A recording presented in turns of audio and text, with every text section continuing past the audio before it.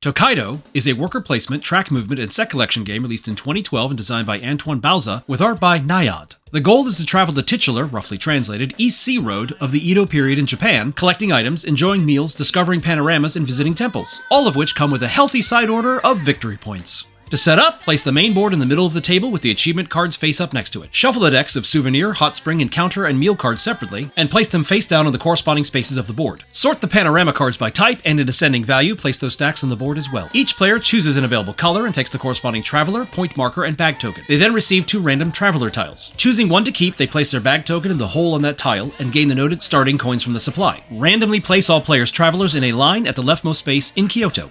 Let's go for a walk. In Tokaido, players are travelers on the road between Kyoto and Edo in Old Japan, journeying along the southern coast and gathering memorable experiences along the way. The game is played over a variable number of player turns, where the active player simply moves to an open space further up the road and completes the action there. The active player is whomever is farthest behind on the road, and they could have multiple turns before passing another player, at which point the new trailing traveler will take their turn. The spaces on the road usually have the player draw 1 or more cards from the corresponding deck, with shops offering souvenirs for purchase, hot springs providing 2 or 3 points, and encounters having them meeting various folks who offer random rewards and bonuses. There are also farms for gaining some money, temples which allow for donations to gain points now and at the journey's end, and panoramas where cards completing scenic views are collected. The final type of space on the board are the inns, which are a checkpoint of sorts. Players cannot move past inns until every player has arrived, and the first to arrive will draw meal cards equal to 1 plus the number of players. They may then buy one of these, but not one they already have, and future visitors will choose from the remaining meals. The last to arrive will choose from any remaining meals, and then take their turn along the road. The various cards collected all score points or bonuses, and there are endgame achievements granted to players who have the most encounter, hot spring, and souvenir cards, as well as one for having the most expensive meal total. Once all players have arrived at the last inn and had the chance to purchase a meal, the game ends and scores are totaled from all cards collected, endgame achievements, and most donations to the temple. The player with the most points wins, with ties broken by most achievement cards. There is sweet splendor in taking a walk, whether you have a destination in mind or not.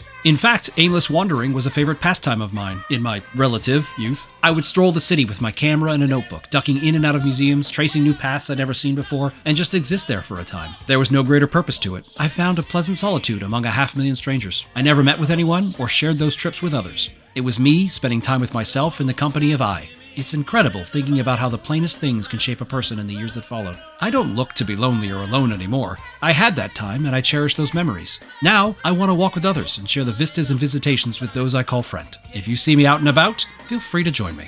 I'm always game.